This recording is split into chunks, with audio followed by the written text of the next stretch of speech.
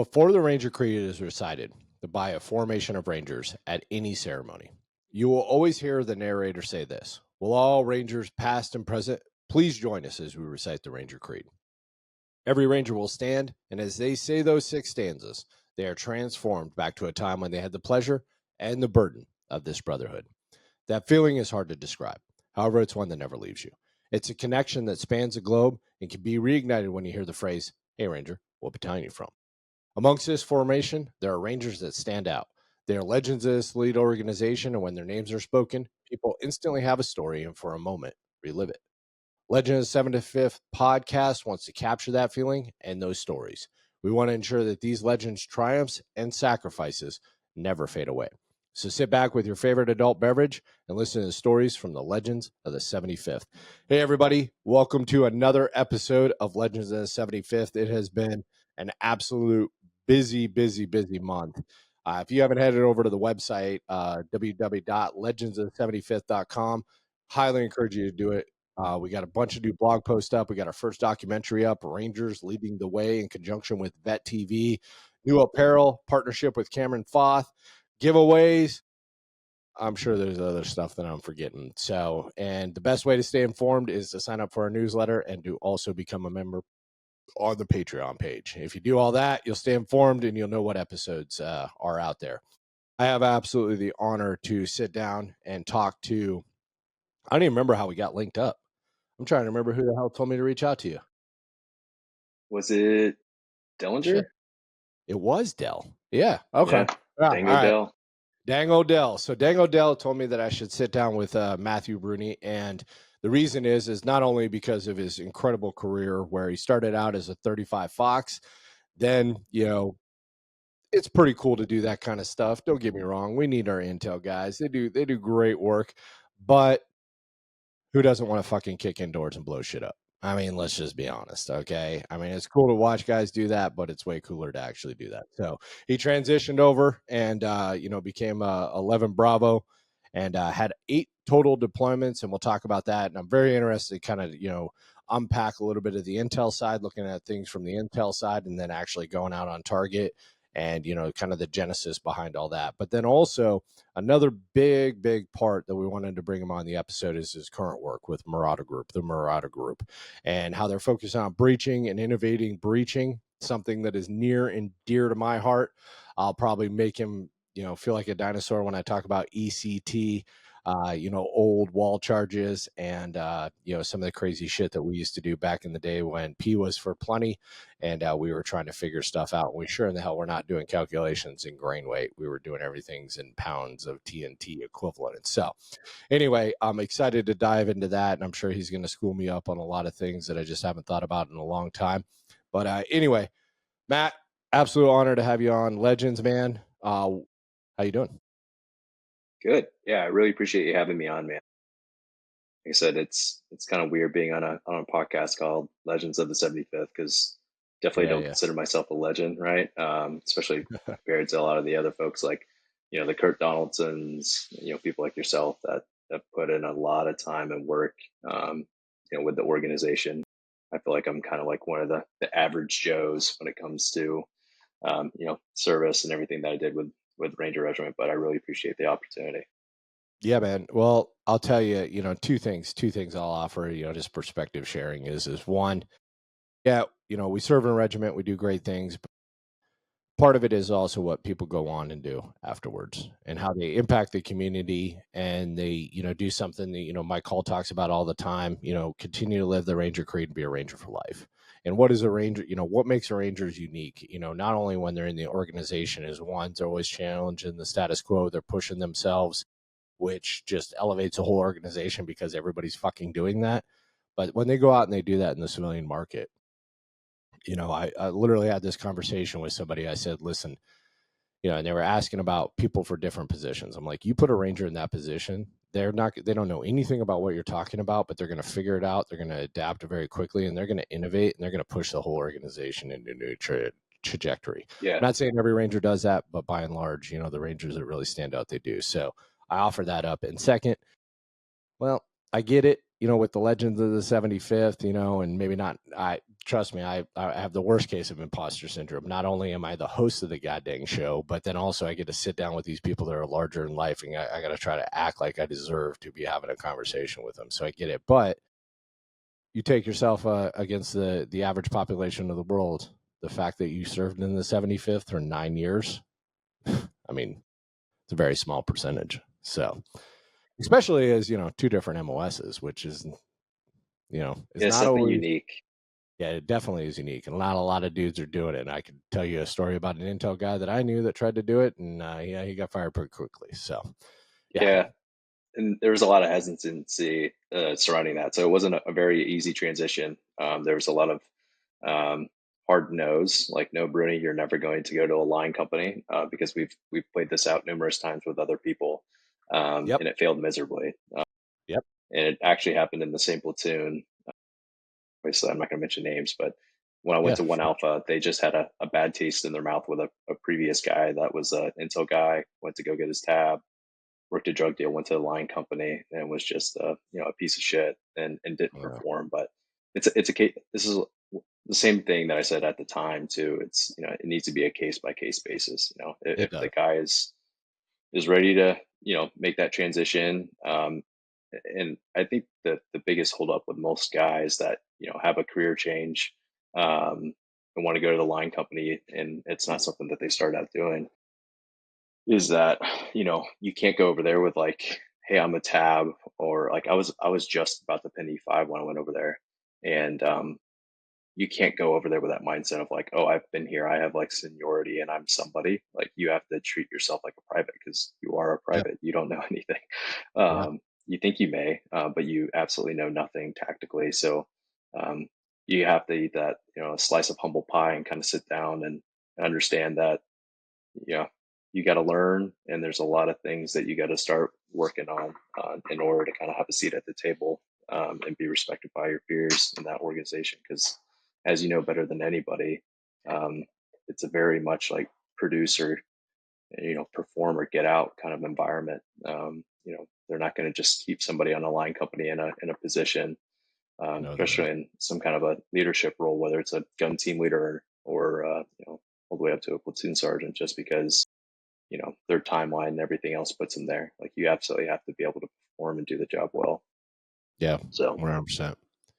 Well, and what I used to tell guys, that either, previous MOS, NCOs or guys that were imports is like, listen, you were obviously successful in whatever you were doing before, and that's why you're here. But what you need to understand is that Ranger Private that has one deployment and a training cycle under his belt knows more about what it means to be an 11 Bravo in a line company Ranger than you do.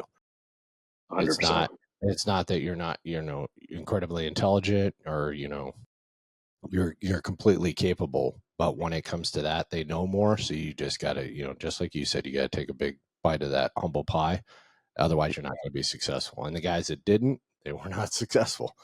We had No. a lot of issues with those guys. So Yeah, definitely. Yeah, I mean, I remember, like I said, I already went to school, but it's when team leaders were given like ranger school classes, right? You're sitting down with like a private pen and note paper, like taking notes, understanding, just hear them give classes, even if it's taken that away. It's like, all right, I'm not going to ranger school, but it's like understanding like the role of the team leader, right? And it's like yeah, that how hip their pocket team leader and training. everything. Yeah, yeah, yeah. Yep. Yeah, absolutely. People always ask all the time, like, how does ranger regiment work, right? Like how are you able to take 18-year-old kids? Pretty much, there was an AFSOC buddy of mine who we were talking about this not that long ago, and he said it. I'm gonna steal his quote, but he's like, Ranger Regiment is the only organization that can give machine guns to high school football players, and it like works, right? And I would say that's That's accurate. a good quote. Yeah, it's very Yeah, accurate, right? Like the fact that you can take an 18-year-old kid, somehow get them to a baseline proficiency in a very quick amount of time, and that where that comes from is obviously like the E5s, the team leaders, gun team leaders, squad leaders, right? Doing all that hip pocket training. I think that's what separates Ranger Regiment from many organizations. So as a young guy, going over to the line company and just being able to see that, it's like, oh, like it's 11:30 in the morning or it's 8 o'clock in the morning and there's nothing else going on. They're giving like they're pulling out litters and doing litter drills, or they're giving ranger school classes, or they're weapons squad is pulling out guns and doing barrel changes and everything. So it's like just understanding like that's how it works. Like you're always improving and working on something was super eye opening for me. Because believe it or not, you're not doing any of that in the skiff. You know, you bring up like such a great point. And when I look, I look back at it, I think about it, we'd have Ranger privates that they would show up on deployments, and we wouldn't take them out immediately on target, but very quickly we're, maybe having them driving, hell, we would have them Top Gun, or like you said, we'd have them carry machine guns, and these are, this is during the heyday, we're getting it on. Or maybe at most, they had like half of a training cycle before regiment kind of fixed the, when you got your privates, that we used to just get them all randomly, and then they kind of fix it, and they're like, hey, the battalions need to either get them right at the end of their deployment so they're there when they get back, or like right when they get back from the deployment. They fix that eventually, but I think about it, you got this kid, just like you said, a high school football player a year ago, Yeah, and he's carrying a machine gun, and, freaking, shit's just going sideways and everything else. And he's got to make split second decisions. And, it's, it's pretty amazing what they're able to achieve. And you're absolutely right. What the way that the Ranger, we train in Ranger Regiment, and those team leaders take the initiative. That was one of the biggest realizations when I went to the conventional army. Like, I'm like, guys would complain that they don't train enough, and I'm like, every day's a training opportunity. You don't have to wait 100%. for somebody to tell you to do something, and you got to tell them that that's okay to do that, instead of them just taking the initiative. Like, one of the things that I absolutely hated, was sergeant's times training. I'm like, all time is sergeant's times training. Like, you don't need to set specific time aside. There's plenty of times. It does not matter what's coming down from higher. There's always time, even if it's sitting at a range waiting between live fire iterations or whatever it is. So I had a good buddy of mine that Green Beret. He came over to visit me when I was a first sergeant, for Charlie Company 275. And like he came in, and I linked up with him and everything, and he's like, this place is amazing. And I'm like, what do you mean? He's like, there's just dudes all over the place, like doing machine gun drills, mortar guys out here. There's guys out here with glass houses. He's like, there's a bunch of guys like with kettlebells, like doing, like reflexive fire stuff with kettlebells. He's like, is it always like this? I'm like, yeah, that's how we do this. He's like, it's wow, it's it's yeah, amazing. it's why it's the best. I used to say it's the best place to grow up in the army, but I would argue it's the best place to grow up in the military. And it's because of that. Like that culture does not exist anywhere else.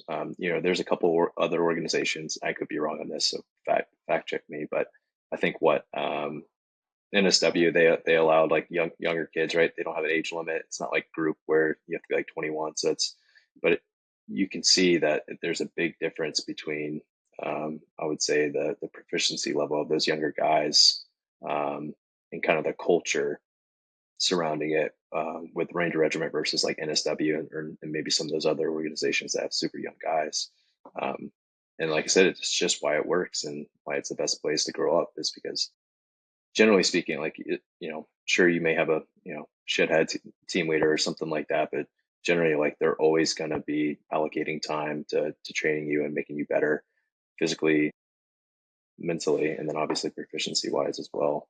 Yeah. Which is it's a double edged sword, right? Like it also creates a higher trajectory of burnout at a faster rate. And I think the organization's gotten better over the years at kind of understanding like, all right, let's dial it back. It's a P3 week. We've been going pretty hard in the paint. Like 06 in the morning, we don't have to do BD6 classes. Like let's just kind of relax a little bit. But yeah, it's without a doubt like that is the most unique thing, and it's so funny because you don't really realize any of this in the moment, like when you're in, No, you don't. right? Like you don't really take it, you just kind of take it for granted, and you're like, oh, this is like normal, especially if you've never been anywhere else. Um, but like once, especially now that I'm almost 5 years removed, I've done so much self reflection as to the culture of Ranger Regiment and why it works and how we are, I say how the organization is able to do the things that it's able to do with, young kids. It's like, yeah, it makes sense. It's like, that's why it is the way it is. That's why, your life is extremely stressful and kind of shitty as a private, because it has to be. Yeah. It's just the way it works. Yeah, absolutely. Well, what would be, so, going back to, you coming over for to be an Intel guy, before we kind of maybe backpedal a little bit and just kind of talk about the early days, what would be your single advice for somebody that is thinking about, making a transition within the regiment, what would be your advice to them, to be successful in that field? Yeah. We kind of talked about it a little bit, but it's just one, like, just listen and learn and understand everything. Like, absolutely nothing. Like I said, I think the best analogy is to treat yourself like a private, because you are. Um, and I think it will pay huge dividends. And I think that's where, like, we'll talk about breaching, I'm sure, in a little bit, but it's like that's where a lot of my like interest started coming. Is that, like, when I came over, I knew absolutely nothing about breaching. You do a little bit in RASP. I've obviously seen guys build demo before going out on target when I was doing Intel stuff. And then, like, on ISR below charges, and that was it. But understanding everything, all the, like, every single time, before a live fire, like, I was watching what fire team leaders were doing. I was watching what gun team leaders were doing. I was watching what privates were doing, tabs. Like, I understood, like, everybody's role and what they were doing in preparation for, a platoon live fire, squad live fire, whatever it is. Even the simple things like, um, you know, what goes into getting a range box ready. Like, you just, there's so many things that you have to understand, um, as a leader one day within that new MOS or whatever career field that you're going into. So it's like you need to really take a step back and just learn and listen and don't talk. Um, there'll be times where, like, you can offer value, right, based off of your previous experiences.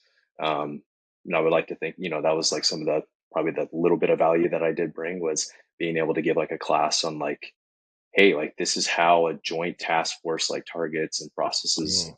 Yeah, how absolutely. everything works, right? Like, this is kind of the whole F3EA cycle that, you guys are going through and teeing up, and having them understand, like, how to target SIGINT and all these different things, to kind of add context to what they're doing.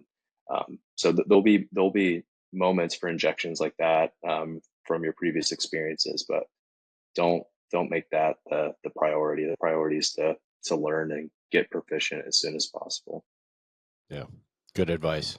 Now, I like how you talked about the cross training too. That was a big thing, because I've had, pack clerks, I've had cooks, I've had Intel guys, I've had paralegals, riggers, mortarmen, you name it, that have come over, and what they bring, after that kind of period of, hey, get proficient at this new job, what they bring to the fight and how they're able to cross train and help people understand the bigger picture of how everything works and the important roles for, some of these other functions. Yeah, it's definitely worth its weight in gold, that's for sure. Yeah, definitely. And I think that's where, like, organizations like SF, right? Like, that's where you kind of see that come to fruition. And it's true, is that's the one thing that they pride themselves on having, like, the average team guy being, 30 years old. It's like all the life experience from the civilian side that they maybe have in business, right? Or prior career experiences when they were in the conventional army or something like that. Um, Being able to kind of tap into that, it's just, it makes the organization so much more well-rounded, or like even your team, right, or your platoon. It makes it so much more well-rounded in what you're able to do. So if you're a senior leader in the organization and guys want to transition, I would definitely be open-minded to it, and understand it's a case-by-case basis. But don't turn your don't turn your mind to it just because you think that they're at such a disadvantage and it's too steep of a curve. Yeah. Sorry, you cued me on something else. I know I said we'd backpedal here in a second, but one of the most interesting teams I ever worked with on a deployment was, a National Guard SF team. And the reason is exactly what you said. All those guys had other professions and other jobs. Some of them, in their off time, they did the security stuff, or the contracting. But there was other guys that had built businesses or were bankers or were lawyers. And this is just, something they did also because they wanted to, stay in the community, but they also wanted to go. But the point being is like when we would do things, we would plan things or whatever it was, or even some training exercises that we did prior to the deployment, their perspective, it was very unique, you know, and it was actually really cool to see. So that's another point I hadn't considered as well. Yeah, definitely. Yeah, I mean, like I said, that's definitely a strength of group and what they bring to the table is that level of yeah, just experience that's not necessarily always relevant, but Yeah, it's nice to have it. It just rounds you out so well. yeah. I used to always tell people too that like when they would ask like what con skills is, I would always say con skills is where we treat the organization like we're in SF for 2 weeks. You know, we just Yeah. send people off to do all kinds of different kind of training. You know, Yeah. so. But hey, Matt, real quick, I'm gonna break us for the 20-minute mark. So hey, everybody, thank you for tuning in. Hey, if you want to hear the rest of the episode and Matt's journey as we kind of dive into everything that he's done and what he's doing now, I really encourage you to go and become an exclusive member. Not only can you hear the rest of this episode, but then also the 86 or 88, I don't even know what the heck we're at right now, other episodes with members of the 75th Ranger Regiment. So encourage you to head over there. If you're already a member, hey, thank you. Just ask you to do one thing: share this episode, share something that you learned from this episode or you gathered from this episode with the broader audience, so we can pull more people in and share these incredible stories and incredible journeys with everybody, and the lessons learned, more importantly.